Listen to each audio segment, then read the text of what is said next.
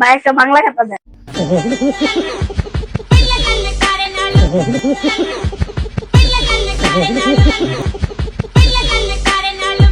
বাংলা খাতা তো নাই, অঙ্কটা বুঝাচ্ছে জন্য বুঝাতে দিতেই হবে, বাংলা খাতা তো নাই। ভাই এই না অঙ্ক খাতা। ভাই আমার বাংলা খাতা দেন। ভাই এইটাই আপনি যদি ডাক দেন না, ডাক দিলে বাংলা একটা অঙ্ক রাখতে হবে, আপনি একই তো দুটা পাইবেন। তাহলে ভাই একটা ইংলিশ খাতা দেন।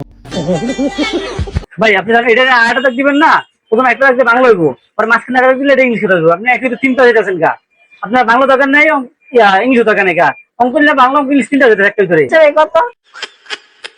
এটা 30 টাকা ভাই। এলেন ভাই 30 টাকা। 30 টাকা 10 টাকা। ভাই এটা কত? 10। এটা কত? 10। এটা কত? 10। সব মিলে কত হয়েছে? 30। এলাম 30। 30 কেন ভাই? ভাই এটা কেন যে 30? আপনি 1030 বললেন, আমার 30 বললো। হ্যাঁ।